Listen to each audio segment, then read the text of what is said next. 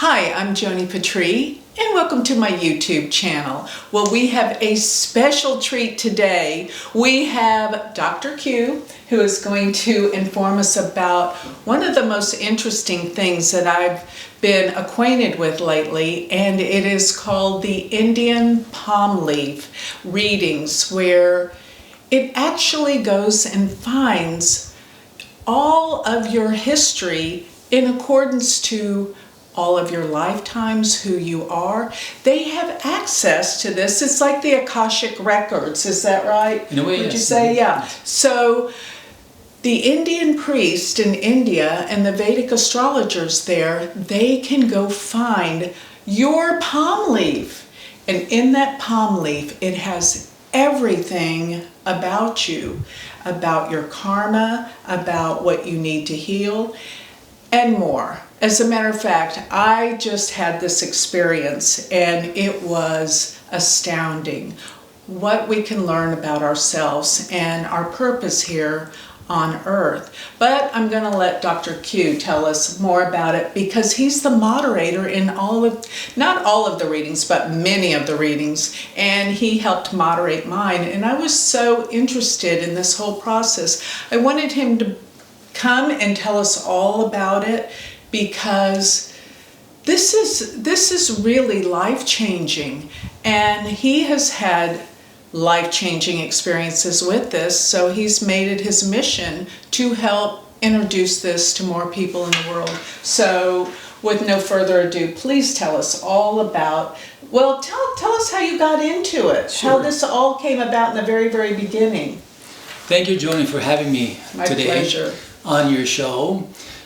I'm the founder of the Indian Palm Leaf Reading Institute, the very first of its kind really in the West.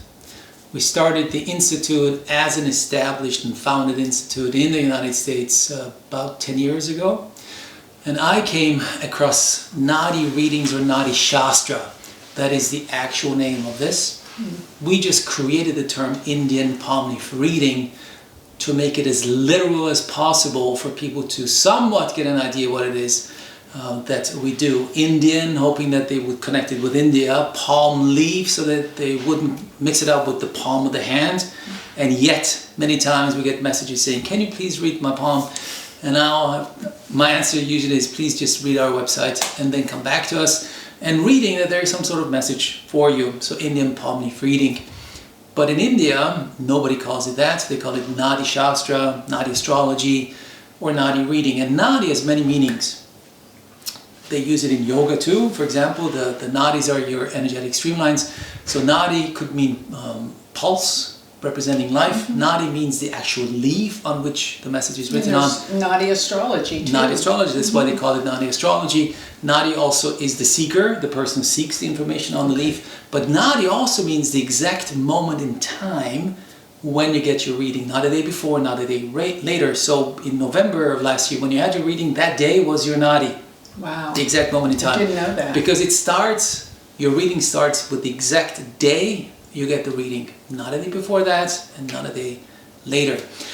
Now, how did I come across this ancient and powerful wisdom? And before I dive deeper into it, allow me to just draw a bigger picture and step back a little bit so people understand what this is all about. Maharishis.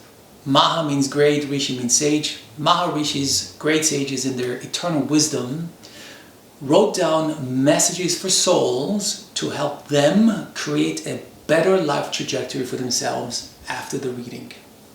That's in one simple sentence why a reading helps really anyone who comes across a Nadi reading, to help you create a better life trajectory for yourself. And I'll go deeper into that too in a moment.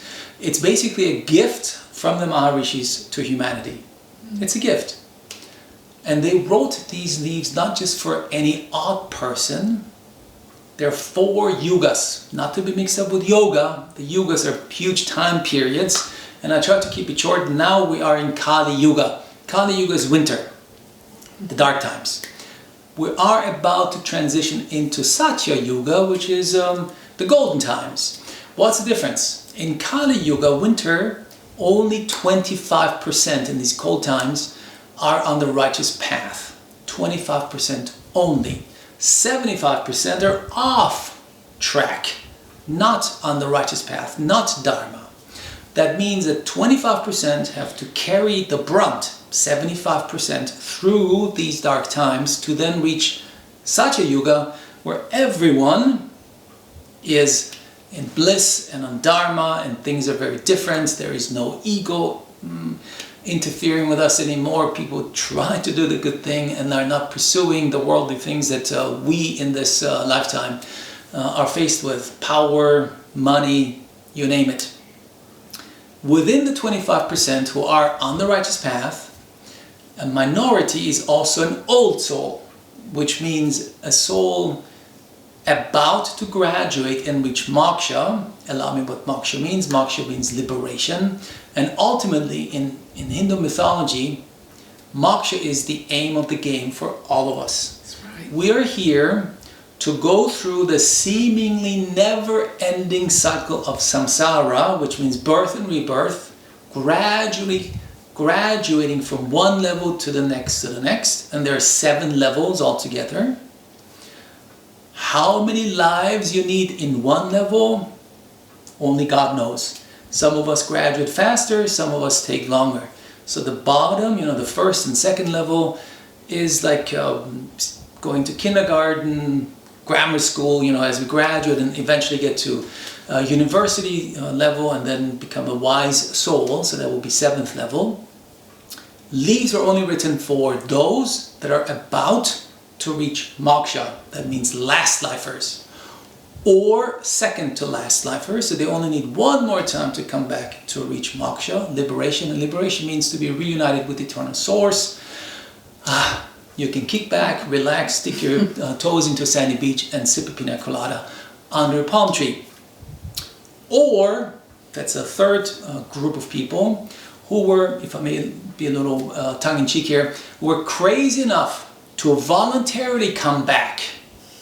Because, up there they might have gotten bored a little bit and said, you know what, if I look down on earth, they need my help. So they come back. And these souls are known as remokshat souls. They're time travelers or light workers. So they come back to help humanity. It doesn't necessarily mean that they lead a gorgeous life. They could be faced with hardships too. But they already reached moksha, so of course they can also have a leaf. So second to last lifers, or remokshat souls have a leaf. And the whole reason for these Maharishis to write the leaves was to help these old souls across the finish line. You're almost there, and they wanted to make sure when you get the message to them be on the righteous path, to really graduate from the seemingly never-ending cycle of samsara to not having to come back. So that's the premise of Nadi readings and why the Maharishis wrote them. Speaking of the Maharishis, I brought something for the audience. This is a picture of the 18 main Maharishis, which you, Joni, already know, because you had your reading not too long ago. These 18 main siddhas, rishis, who wrote leaves in the southernmost part of what is now known as India, in the state of Tamil Nadu, not to be mixed up with the Sapta rishis, the 7 ancient rishis that in a way are connected with the foundation of Indian mythology.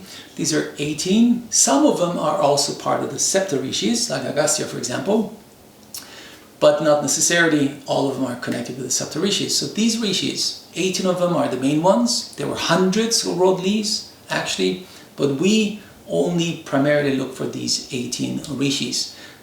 They are, legend has it, because there is no written record, legend has it that they were sitting in meditation in a town now known as Vaitishvaran Koil in the state of Tamil Nadu. And Tamil Nadu, by the way, is the southernmost state of India, kind of like California, if you wish, only it's on the east coast of India. It's elongated just like California is, with one big difference: it has 85 million people in it, and so twice the population of California in Tamil Nadu. And Tamil Nadu is different to the rest of India. It's kind of like the country within a country, kind of like Texas, because we're in Texas here. It's a country within a country. Why? Because they're Tamils. And Tamils are not taught the common language in India, which is known as Hindi. So even if an Indian comes to Tamil Nadu, they have to revert back to English, or Tamil goes outside of Tamil Nadu, they cannot communicate in this common language known as Hindi. So it has a special status within India. And these Nadi go back, and it's to Vatishvaran coil in the state of Tamil Nadu. So it is inherently a southern Indian thing, and very much in use in today's culture too. They use it all the time, primarily before they get married, or want to have children, or start a business, or a merge business. They seek advice from the Nadi. So they were sitting in meditation, meditating to Shiva, maybe his wife Parvati, their son Ganesha, Vishnu, tapped into the Akashic records, downloaded the message, and then had them written on palm leaves. Again, if you put your historical glasses on, 5,000 years ago there was no paper.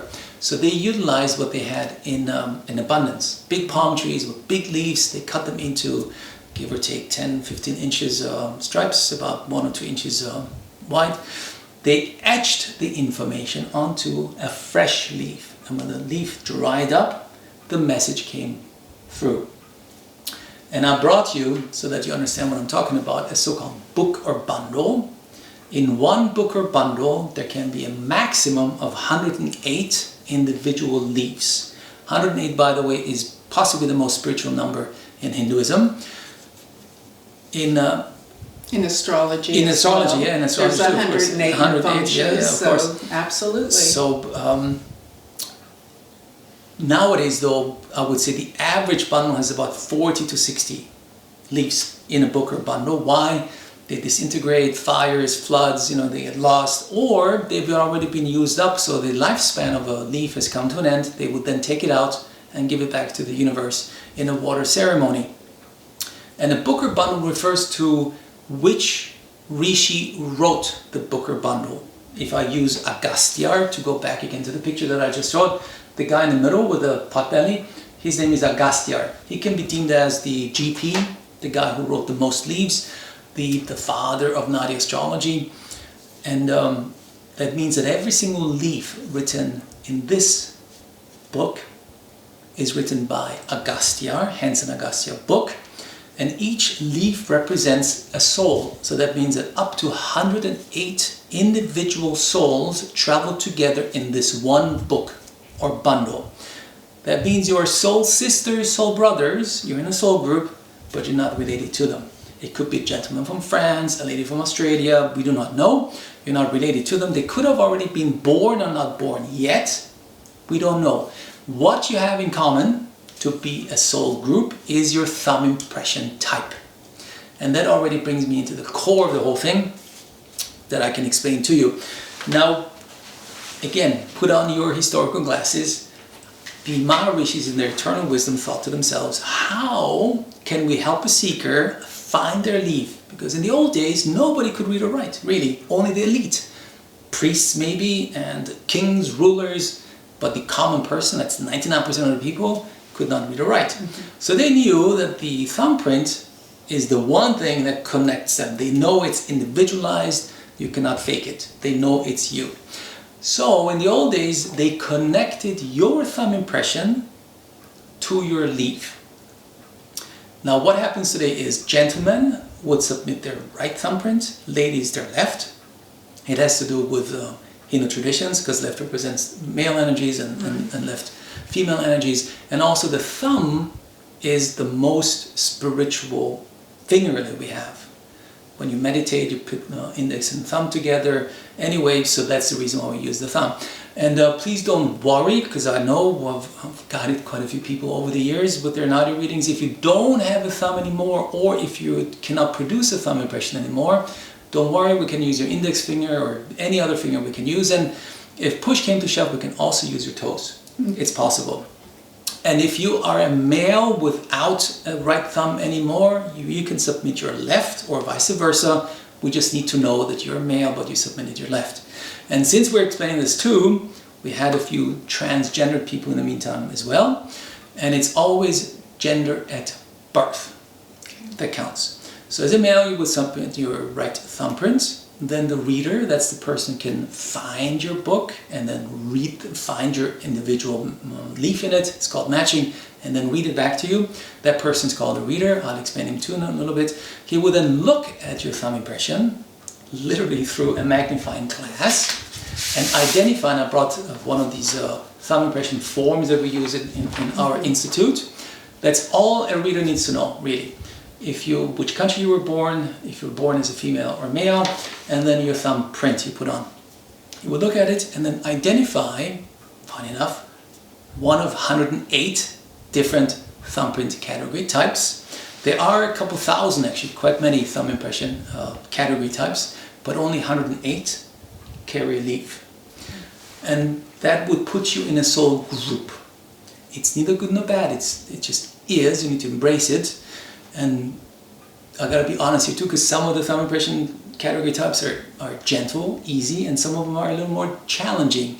There is no good, no bad, it just is. So looking at it, identifying your thumbprint category type, he will then go on a physical search to find the book or bundle, that's the one thing that I showed you before, one of these babies here, in one of the many archives and libraries in southern India. Now, when you think of an archive or a library, you might think of water dispenser, air conditioning, security guards.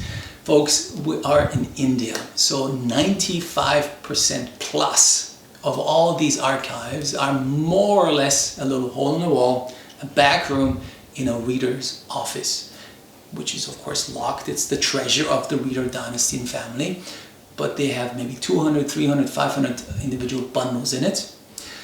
And how many archives, people ask me, I do not know, because nobody really knows how many archives we have. If you ask me, at least a couple thousand, many.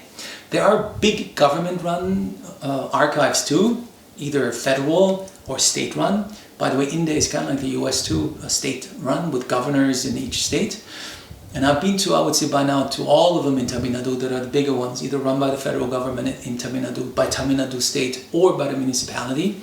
But the ones that we're interested in, the juicy stuff with the Nadi leaves, they are usually kept by reader families in private homes. And what is a reader? In the old days we had the caste system, which officially has been abandoned about 20 years ago or so. That means that you were born into a reader caste and then were taught by your great-grandfather, grandfather, father to you, and they pass it on to your son and grandson. So throughout dynasties. Nowadays, an outsider can also become a reader. You need to find a guru who will take you on board and then teach you. And to become a real good reader takes years. Absolutely. And that's already a word of warning, because many times we get emails too asking us, oh, I would much rather go to India and experience it in person. It's more authentic. My answer always is, good luck. Just be aware, be careful. In my humble opinion, 80%, that's the vast majority of whoever offers Nadi reading, doesn't really know what they're doing. It takes a while, and knowing what you're doing to find an authentic, ethical human being who is a skilled reader. So that's a reader dynasty, and it takes you a few years actually to become a knowledgeable reader. That's the search part. So that means a reader would, of course, first start in his own little backyard to see if he has a bundle. Then he goes to his neighbor, and then he hops on his bicycle and goes to his little village to see if some other friends and colleagues have a bundle for you. And if that's not the case, he would hop on a moped. I mean, that's the reality of it. He would hop on a moped, go to the next village and the next town. And if it's too far away, he would use a public bus. 2 hours travel and see if that works. And of course, nowadays we use modern technology, a cell phone. You will call an agent, as we call them too, 5 hours away or 10 hours away, say, hey, can you please look for me for bundles that have this category type? That's a physical search. There is no computer involved. There is no register involved. All of it happens word of mouth. So there's like all these different locations where they have the bundles. Yes. And they look for a certain type according to... Your thumb impression type, correct. Interesting. It is. I didn't know that. Yeah. Right. So again, the hub is Vaitishvarankoil. Vaitishvarankoil is a small town, 50,000 people maybe, in the heart of Tamil Nadu.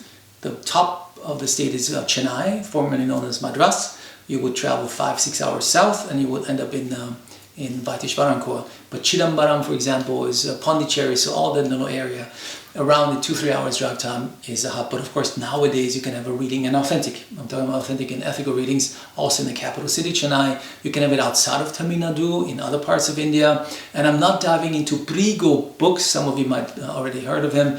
He's a different branch altogether. He lived up in the northern parts of India, is also a Nadi astrologer.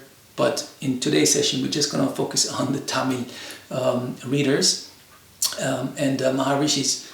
In Sri Lanka, you can get a reading too, by the way, because there are Tamils there too. In Bali, you name it. So that's how it works. Search. It's a 3-step process, by the way. The secret of all this lies in your thumbprint. He identifies your thumbprint category type. He goes on a physical search. And people ask me, how long do I have to wait before they find my bundle? Well, if everything goes well, it's in his archive. So that means an hour or 2. But the reality is also not like that. First of all, if indeed you choose to have the reading through our institute, it will take you a few months. Simply because we have a lot of reading requests. That's just the way it is. And we take care of each one of them with all the love and care that it requires. So be patient. On average, I would say search time is between 2 and 5 months. Don't shoot me, I'm just giving you a rough guesstimation. Then he would bring the bundles back to the office. Now, if you were in an office in India, of course, he would call and say, yeah, come back, I found a couple bundles for you. So the search part of the 3-step process comes to an end. Matching of the leaf and reading of the leaf are done in person. If you choose to do it with us, we do it over Zoom, so you get your reading from the comfort of your home. And in our Zoom calls, we have the reader who only speaks Tamil. They hardly speak any English. Hence, we need to have an interpreter who interprets Tamil to English. And on top of it, we train a moderator. Every one of them is trained by me personally. A moderator that's a Western person who bridges the gap between our Western audience and the Indians. Not only when it comes to having difficulties understanding the Indian English accent, but also giving you a guideline when it comes to the deeper meaning of the reading, so you can embrace it and understand it a little better.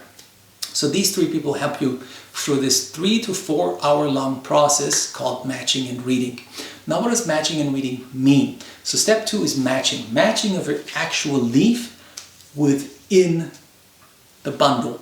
So the reader would open up your bundle and then look at the very first leaf and read out a statement to you in order to find your leaf within the book.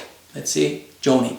So you would open it up, look at it, and then read out a statement, not a question, a statement to you. For example, you're married because this leaf belongs to a person, a soul, who is married now. Matching, in effect, is a reflection of the current reality that you're in when you get the matching, right? So if it says you're married, and if you are married at the time of the statement, you say yes. If you're not married, you say no. Pretty simple. Yes, no, right, wrong, correct, or incorrect. No need to give any more information than that. For example, the statement is you're married. You are married, but you're going through divorce. So no need to say, yes, I'm married, but I'm going through divorce. That's irrelevant. For as long as you say yes to a statement, he stays on the leaf and goes deeper. You have 2 siblings, you have 3 children, your mother is already passed on, and so forth. You say yes, he stays on it. If you say no, that means this leaf is not you, this leaf was not written for your soul, and this incarnation, he flips on to the next one. And he starts from scratch again. Until he gets to a point where you say yes to all the statements. Before I continue, you need to understand that it is not so easy to decode the leaf. First and foremost, the leaves are written in a dead language called Granta or ancient Tamil. Now Tamils and the rest of India, Sanskrit, are fighting which one is the oldest written language in the world. And being half Persian myself, I was like, oh, maybe Persian is right up there too. So it's a dead language, ancient Tamil, or known as Granta. Doesn't exist anymore. That means the reader needs to study ancient Tamil. Number 1. 2, Tamil and ancient Tamil, both are syllabic languages, sound-based. Kind of like Chinese Mandarin. You remember during the matching process? That means if we had to convert Tamil into let's say English, it would have 247 letters, 247. Quite a lot more than we're used to, because it's sound-based. 3, it's written as a poem, not in prose. It makes things so much easier if it said, this leaf belongs to Joni, her husband's name is, and so forth. It doesn't work like that. It's a poem, and primarily, it is like a dialogue in a poetic form between Shiva and his wife Parvati. And the reader just simplifies it and delivers it to us in a sing-song manner. Dum ba dum ba dum ba dum. I don't speak Tamil, I just know a few words, but that's how it sounded to me when I had my first reading. Bum ba dum ba dum ba dum. They're trained, the real good ones, are trained to deliver the message in this sing-song way, because the whole process of a Nadi reading, including the matching, as the Maharishi intended, is meant to be a healing exercise. So through vibration, that is why they sing-song it to you, bum ba dum ba dum ba dum, and deliver the message to you. So it's dead language, syllabic language, written as a poem, and last but not least, as the icing on the cake, it's all in code. They compress the information, and it needs to be decoded by the reader. Otherwise, we would not be able to compress so much information on a small leaf, right? To give you an example, the symbol for A, the letters A, E, I, O, or U are the same on the leaf. So he might say, in order to find your actual leaf, allow me to use you here as an example, the second letter of your name has an A, E, I, O, or U. Yeah. In your case, he would say yes, Joni, right? He does not know that, the reader, right? He only knows your thumb impression type and that you're male or female. That's all he knows. And then he will say, which one is it? Because he needs to know how to decode that symbol. Yeah. We would say O, and then it's okay, it's an O in this case. And G, J, K, L, M, N, the same symbol. So you need to understand that we need to help the reader to decode it in the right direction. There is no guesswork at all, and it's purely based on the code written on the leaf. He just needs your help, our help, to decode it correctly. And when you say yes to every single statement, that is the wow part. Trust me, I had a reading myself 13 years ago, otherwise I wouldn't be here today. He would say, dum ba dum ba dum ba dum, your name is Joni. Bum ba dum ba dum ba dum, your mother's name is, which I do not know, but bum ba dum ba dum, your father's name is. But I can tell how it was for me when I heard it, dum ba dum, your father's name is Siavash. My dad's Persian, and I guarantee you the reader has never heard that name in his life before. And yet, I could hear it without an interpreter, bum ba dum Siavash. I was flabbergasted. Your mother's name is Gisela. I'm sure he has never heard that name before either. And the reason why the Maharishis did it in this way is to help our egos to embrace the fact that it was written for us. Because the reader does not know anything about us, but if he can tell you your name, your mother's name, your father's name, in many cases your spouse's name, in some cases, and I've bothered with quite many readings, your ex-spouse's names. I had a lady who was married 6 times, and 4 of her exes were on the leaf. She was like, oh my God, I divorced him to never hear back from him, and now he's on my leaf. But that means that it was important for her to experience him as a soul and learn from the experience. The date of birth, your time of birth, how many children you have, how many siblings. So in essence, you know it's you. So you can embrace the fact and say, yes, that is me. That's called matching. And we always say, congratulations, we found your leaf.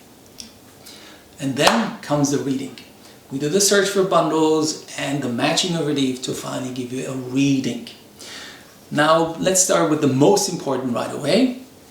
A reading is meant to help you, us, create a better life trajectory for ourselves after the reading. Help us to create. That means we have free will and choice. No one's life can ever be set in stone. It cannot. I refuse that. I'm a true believer in free will and choice every single day. And I do know that most of the time we do things subconsciously, drink coffee or tea or turn left or turn right. But it is nonetheless my choice.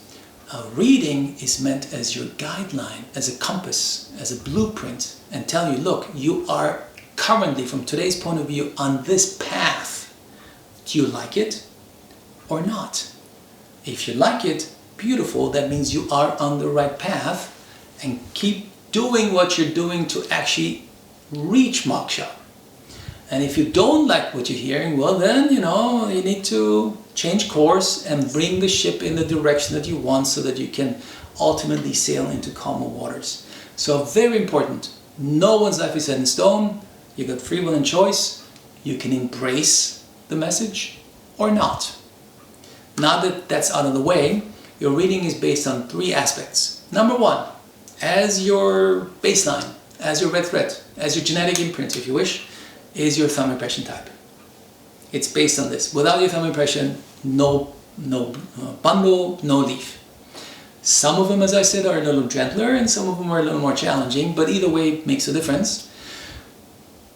It's based on that, and it never changes. It is your thumb impression type. 2, it's based on your overall energies at the time of the reading. Not your mood. Whether you had your morning coffee or not, it will be your mood. But it's your energies. And according to our system, it changes every 6 months, because energies just change all the time, right? And last but not least, it's based on stars and planets too. So there comes the connection with Vedic astrology a little bit, even though there are significant differences, but nonetheless, the leaf itself, unlike Vedic astrology, which is based on your actual date of birth and time of birth and so forth, Nadi readings do not need it at all. It just needs your thumbprint. That's it. Everything else is written on the leaf. So the leaf itself refers to the planets and their constellations and their impact on you. So based on these 3 aspects, the reader, that's how I saw him when I had my reading. Really, I thought of him as my wingman and said, hey Dr. Q, come here. Let's decode the leaf based on these 3 aspects. Look into the future and see how a possible life trajectory might look like. And it comes in increments of 2-3 years. From the moment you get the reading until there is no more writing on your leaf. I know people are worried about and scared about, oh, I don't want to know when I'm going to die. Folks, it's just the end of the message on your leaf. It doesn't mean that's the time you die. It might say between 80 and 82, that's all I have for you from today's point of view. A person can have many readings in their lifetime, several, and if you are on the right track, and since a reading is meant to help you create a better life trajectory, and Joni knows that I went through a lot of health challenges in my life, so I can be a little tongue-in-cheek here too. If you're crazy enough wanting to live longer, because I don't, then you can work on that too, and if you have another reading a year or 2 or 3 years later, it can very well say that the message continues to 85 this time, or 88. I can tell you about my own first reading. It ended at 77 to 79, and we haven't even spoken about my personal story yet and how I got into this. That was the end of it. And he said, oh, you might get a heart attack and die at 77 to 79. Now, Joni knows, I had my first reading right after I came out of the hospital because of myocarditis. It almost killed me. I ended up in the ICU. And the whole thing was, my girlfriend told me, you can clean your karma through a reading.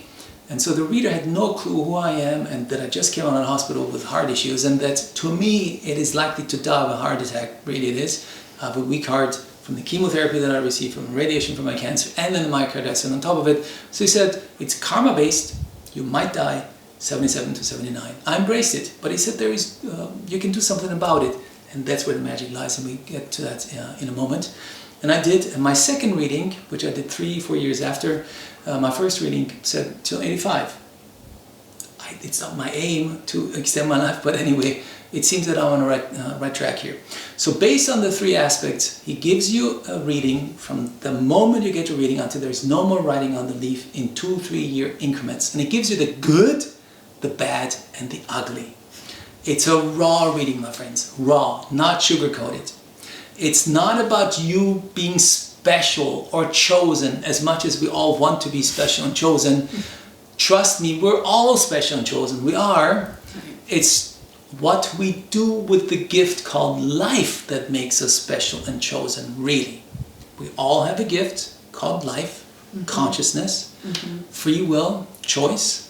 What makes you special? What you make of it. Cool? So when it's good, it means it's a good time to, for example, it's a good time to do X. Write a book, move, expand business, find a partner, get pregnant, whatever it might be. You still have to write the book. You got to do something because you get free will and choice. He can tell you 10 times that's a perfect time to publish your book. If you never write it, that opportunity is gone, right? So we are the ones who have the reins of our horse called life and the ship called life, and we are the ones who need to maneuver it in the direction that we want. If it's bad or ugly, embrace it with all your heart as a blessing in disguise, because that is where the reader identifies a block for you. The block was here before your reading too, and you kept hitting the same wall over and over again, not maybe knowing why. In my case, health. I know that I've spent more time in hospital than most people. I know so. And I can share my struggles in hospital later on if you want to. So I realized that this must have to do with karma. And yes, in my first reading, he said it has to do with karma. So now I knew that there is a block, and I embraced it. And the reader said, you can do something about it. So the block can be karmic, can be planet-based, can be generational, family-based, many different reasons why there is a block. Now the real power, the true gift in a reading is not the reading itself, but are the remedies prescribed for every block identified in your reading. So for every block, whatever the block might be, there is a puja, so-called puja or remedy, already written on the leaf. A leaf is divided into 14 chapters. So there is a system behind the madness, by the way. And the last chapter, I know it doesn't look like it, but it is. The last chapter is the so-called puja chapter, remedies chapter. Now puja, this last part of your reading, is the only part that you must take verbatim. The reading itself is a guideline. You like it, beautiful. You don't like it, also beautiful. You got to do something to fix it and get yourself on the righteous path so that you can reach moksha. But the remedies, the pujas, need to be done exactly as prescribed in the order prescribed. Allow me to explain it in 1 or 2 minutes too. So puja, literally translated, which I'm sure you know in Vedic astrology too, is a prayer ceremony or ceremonial act. So 2 ways to translate it, but since we're in the Western audience here, I took it as nothing more or nothing less than an energy shifting exercise. That's what it is, really. So I knew through the struggles that I went through in my lifetime that everything is really one type, sort of manifestation of energy. Our discussion here, our bodies, our conversation, the recorder here, you, money, health, love, the planets, the solar system, all of it is manifestation of energy. And in the universe, and that's thank God to my undergrad in mechanical engineering, the perfect curve in the universe is a sine curve. Perfect. I'm sure you've heard of that too. And if our lives were as close as possible to a sine curve, then it will be dandy, it will be perfect. You have big love, enough money in your pocket, health, friends, you name it. But the further away you get from this being a perfect sine curve, and by the way, it cannot be perfect, because if we were perfect, then you and I would be angels with wings and a halo. No need to be here in human form, but we can get it to as close as possible to being a sine curve. But the further away you are, that means the bigger the block is, the more screwed up that part of your life, be it health, relationship, money, or whatever, or your entire life is screwed up. Now puja is an energy shifting exercise, and I try to look at it as a dial, like a radio. You're trying to find a radio signal, and all you do is start to move it a little bit to get the frequency back to a sine curve-ish flow. And as you get there, you will see that your life starts to change, because you start to attract different energies And through the different energies that you attract, you then can create a better life trajectory for yourself after your reading.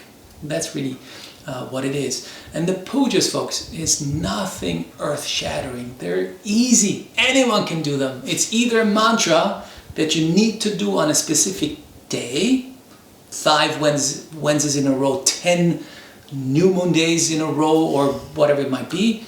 Anyone can do it. It might take you 5, 6, 10 minutes to either speak it or chant this one mantra on that day. And by doing it exactly as prescribed and on the day and in the exact order as prescribed, you cannot move around and do as you please. You first need to do the 5 Wednesdays and then the 10 new moon days and so forth. You show the universe that you're serious about change. This has a big impact on your conscious awareness. You embrace it and say, yes, I got the power, and I do it every the 5 Wednesdays in a row and the 10 full moon days in a row. You put a lot of energy into that. Now, if you just do them as a chore, because Dr. Q in the reading told me, then don't do them at all, because it's wasted energy. If you do it on a day with all your heart and the intention to overcome the block. And over time, you will see that energies will start shifting. And I've seen amazing transitions over the past 10 years that we've been doing it in the framework of our institute. From people surviving cancer, finding their love, getting married, changing jobs, making more money, whatever that might be. So that's the power of pujas for you. But a puja can also be a physical act, and that's what I love about my own puja set. It could say, feed the needy on 5 consecutive Fridays, or 5 birthdays in a row. Mm-hmm. It's among the pujas that I had to do, this one was the most beautiful of all of them, and I keep doing them still today. Because, don't mind you though, I didn't have the guide that you have with me today. I just jumped into it not really knowing what I was getting and how that all worked.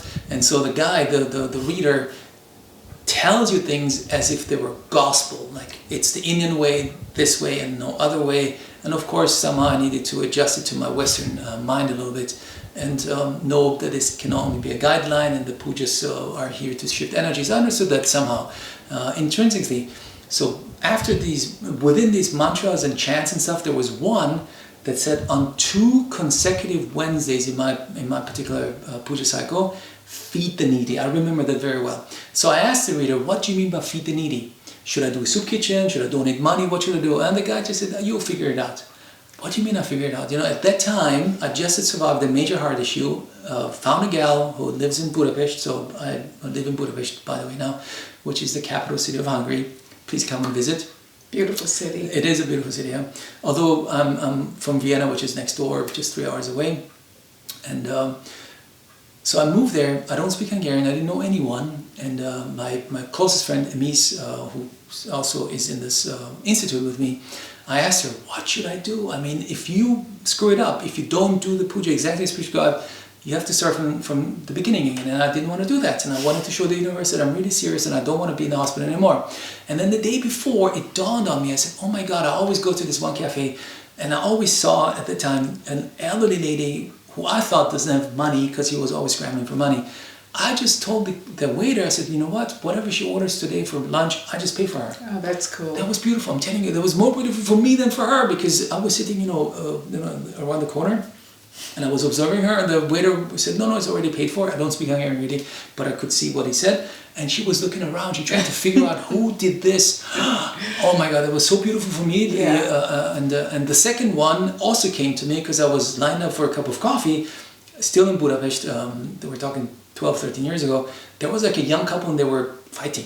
I didn't understand what they were saying because they were bitching in Hungarian, but I could tell they were not in love at that particular moment. So what I did is I just stepped forward and paid for their coffees. I just said, I'll pay for them. It stopped them in their tracks. They were like, a stranger, a guy who doesn't speak Hungarian, who the hell are you? Why do you do this? And then it shifted their energies. And then they put a smile on their face, and it ended their dialogue and miscommunication right away. And that was so beautiful for me that ever since the time, I buy someone randomly something. I fly a lot. Joni knows it's travels my passion and my work too. Many times I just buy someone a coffee and just to see how they react. And it's such a small thing, costs you $5. It doesn't cost much at all. But observe the impact you have on somebody else's life. It's beautiful. So I've been doing that ever since. So that's what a puja can also be, a physical act. Feed cows, a baby cow, the needy animals, give food to orphans or donate school stuff to people, to schools, whatever. So many different ways of doing that. That's a puja.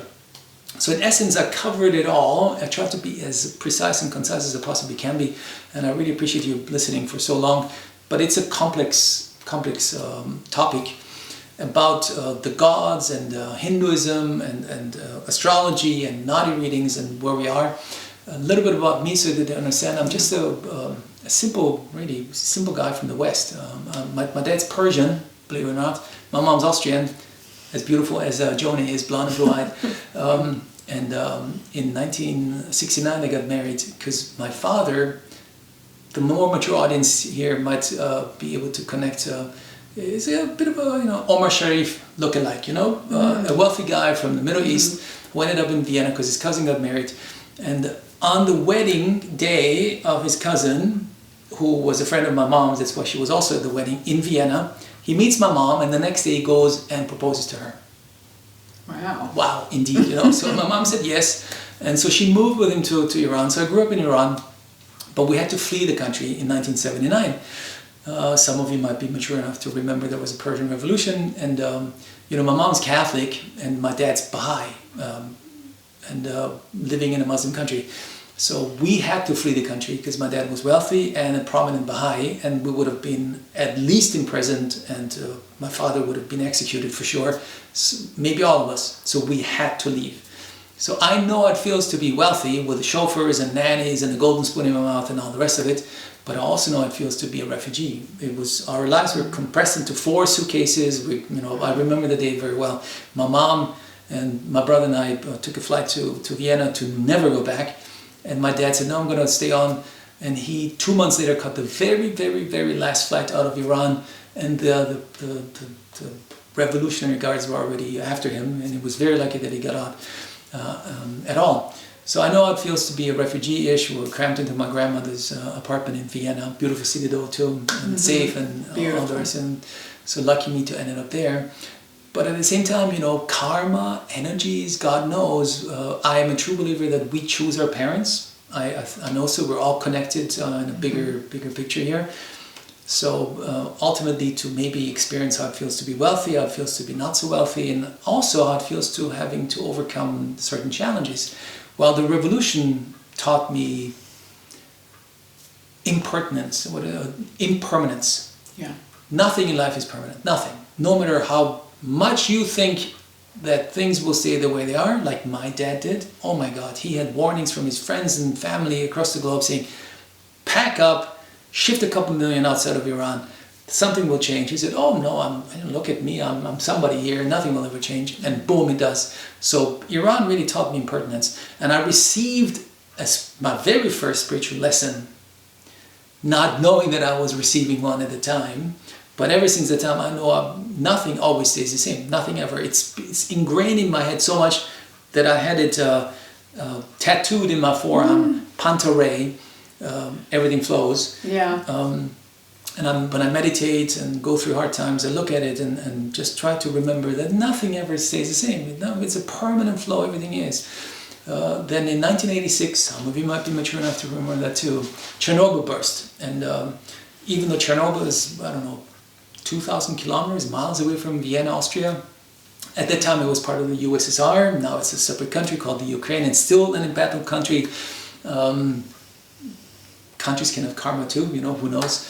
The nuclear cloud traveled, that was in April of 86, Chernobyl burst, and the nuclear cloud traveled, and I remember all the warnings, we couldn't have any sports anymore in school, and we were not allowed to drink milk and butter and have the fruits and run around in the forest. But I was 15 years old at the time. Who really think of that for too long, because you cannot smell it, you cannot see it, you cannot taste it after a while. And after all, summer comes, school is over, you just run around.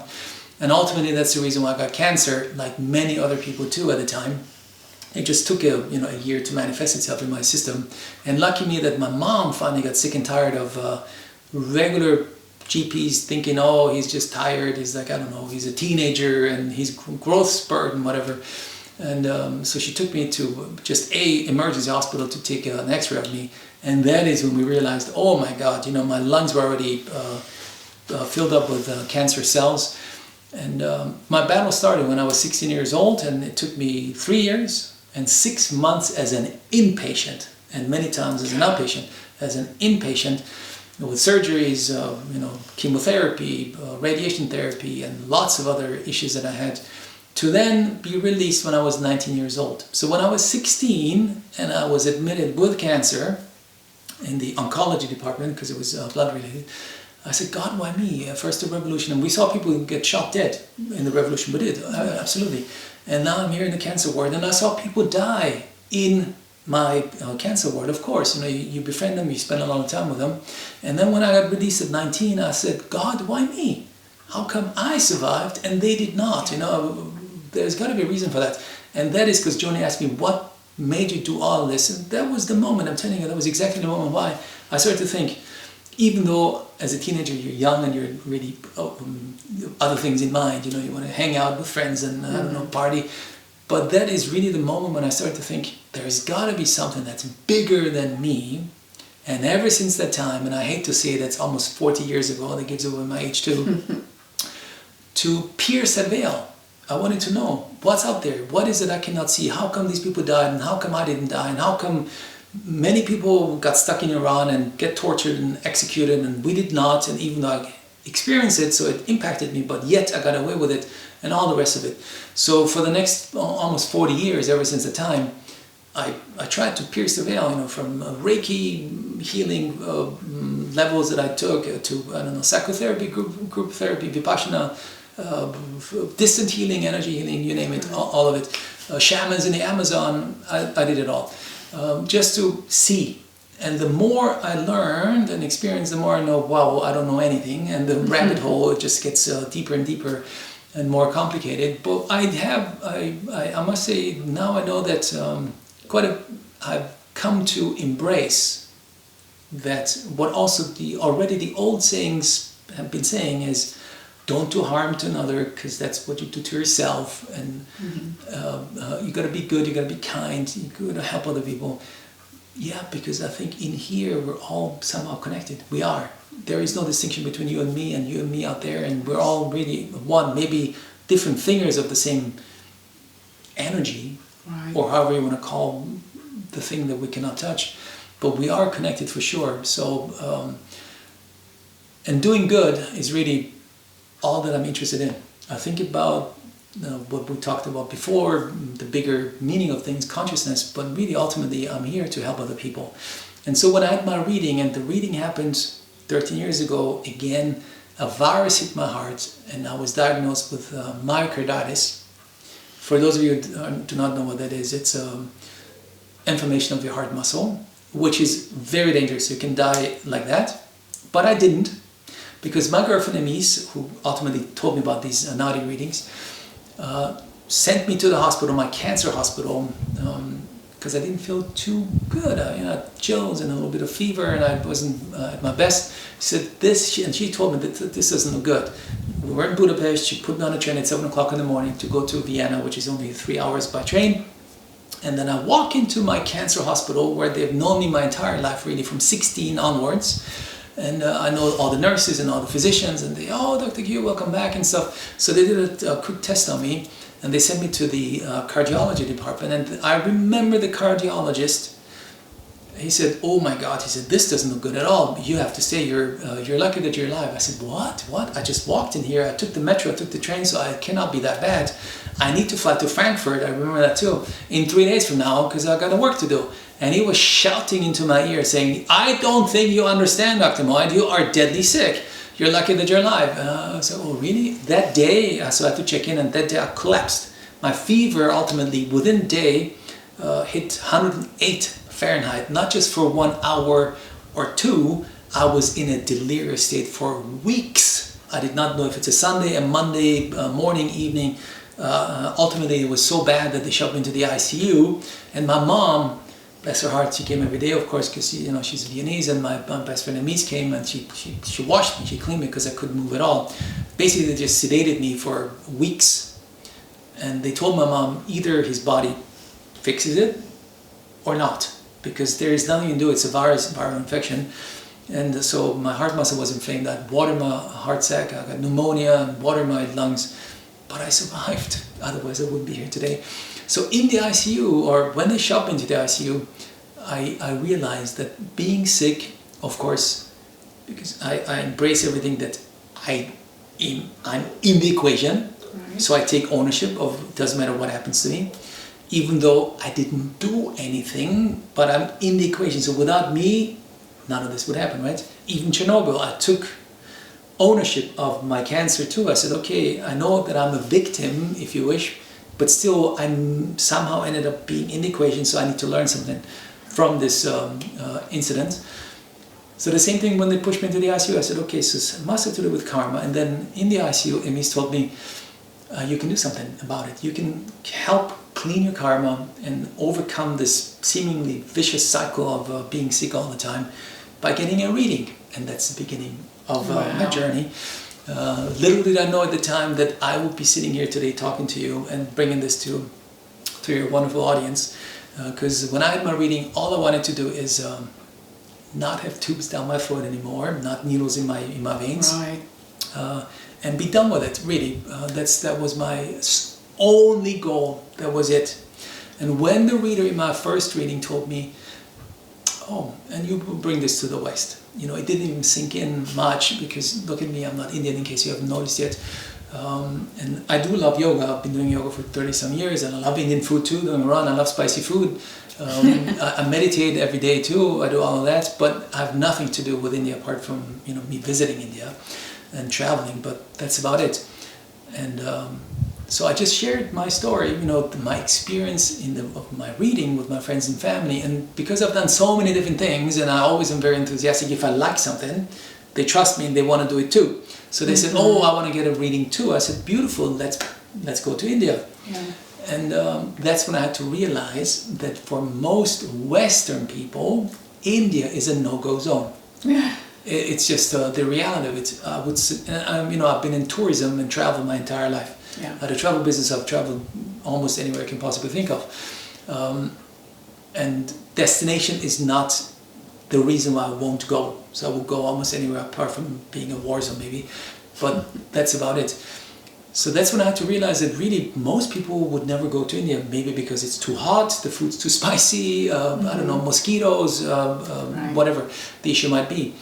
And that's when I talked to the reader that I had, if we can do it maybe on Skype. Remember Skype? It doesn't even exist anymore nowadays. Yeah, so, it doesn't exist anymore. It's finished, it's shut down. So on Skype, I remember in the old days, I connected the guy who had my reading with family and friends. And when they were talking, I realized my friends and family cannot really understand the Indian accent, the English that they speak, also known as English, Indian accent English.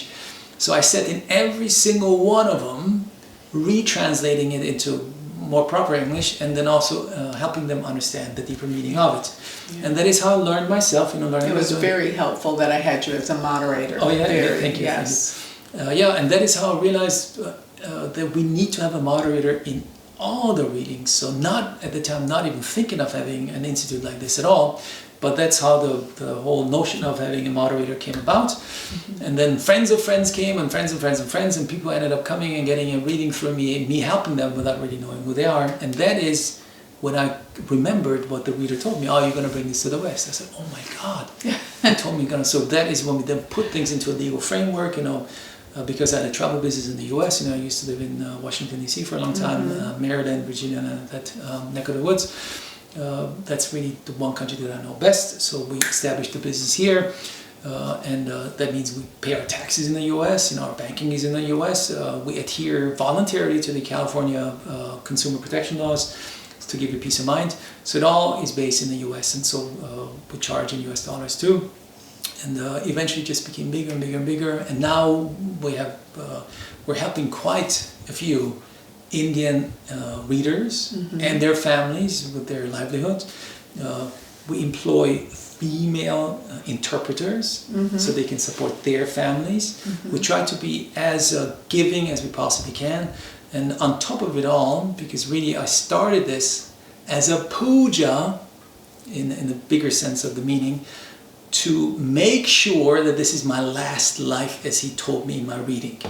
You need to be on the right path, do good things, help other people to reach moksha. I said, whatever it takes, I'll do it. So in the beginning, I just helped them with readings, and now it became this big institute that it is today. That was the aim of the game. And we support an orphanage, which Joni knows, so is the CCWE Trust in Chidambaram, which is in the central parts of the state called Tamil Nadu. And the more readings come, the more we can help. So now we're looking into a second orphanage in Salem, which is also in Tamil Nadu. And ultimately, the universe providing and helping us, the foundation that we've also created now will allow us to do cow donations, so a person can donate money to buy a cow, which I guesstimate will be about not so much $1,500, $2,000, and that one cow can help an entire family to live for quite many years because they live off the cow. So that is how it all ended up doing what we're doing. And I know that you asked me to tell folks how they can sign up. That's also pretty simple. It's $100 US for the search for the book or bundle.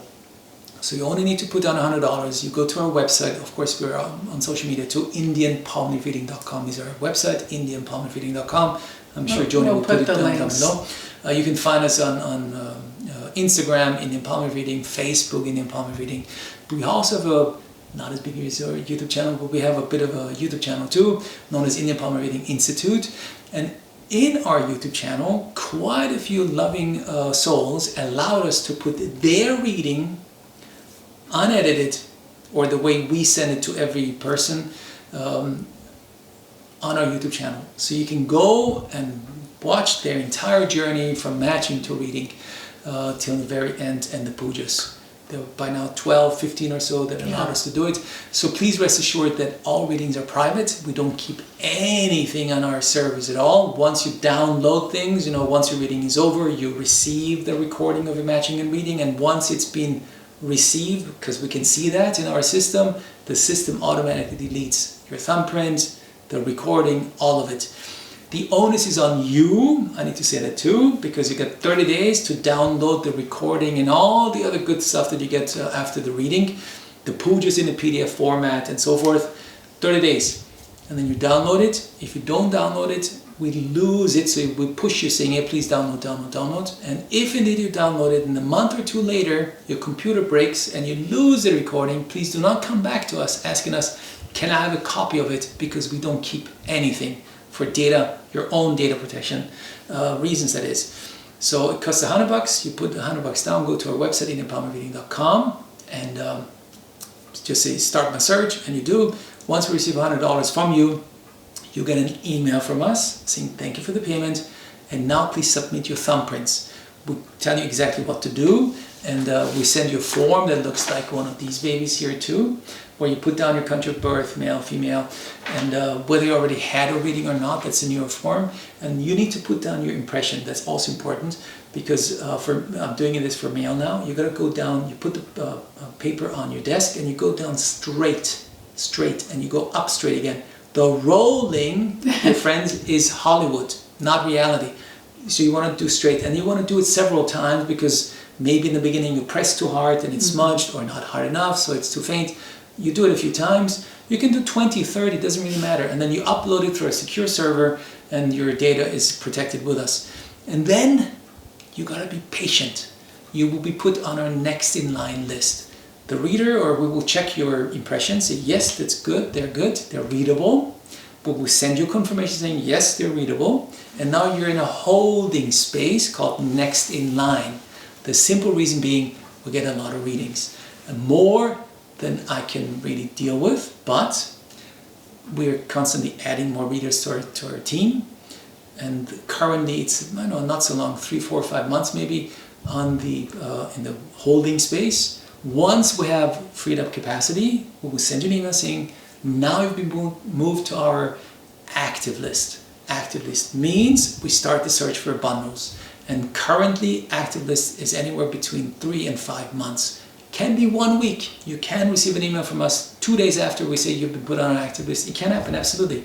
But I don't want you to bombarding us with emails saying, have you found it, have you found it? So that's the reason why I say, on average, 3 to 5 months, give or take.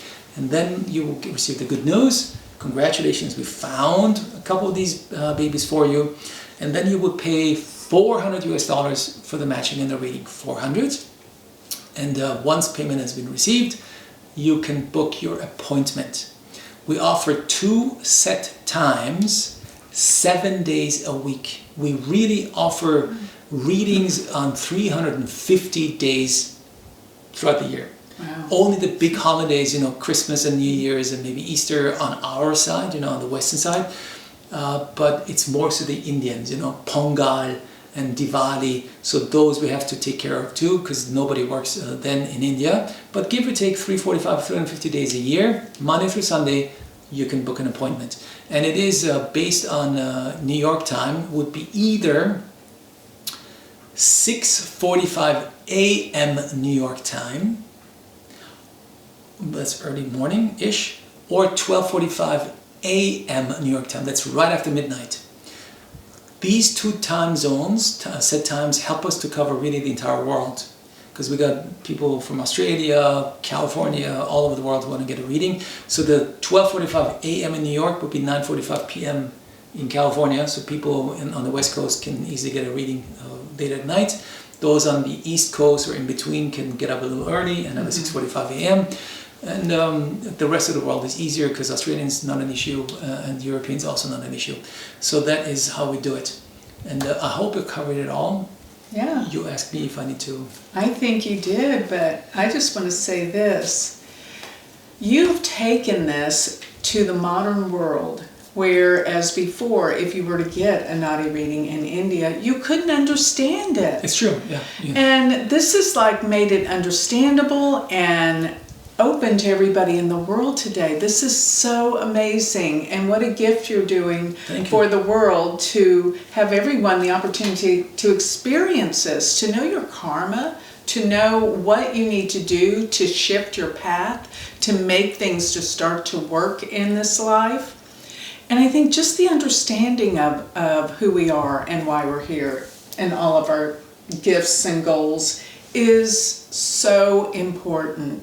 And most of all, it's so healing. It is. And you have healed your life and your body pretty much. I'm trying. You know? It's a work in progress. It is. I can't say there's ever anyone's healed, but they're being healed, working on it. And what a gift that is. Thank you so much, Dr. Q, for doing what you do. Thank you. And to help the world. You're creating good karma for yourself with doing this for sure. But I love your stories on how you give back to the world too. That's given me some ideas. So everyone, we got to be aware of what we're doing and help others in this world.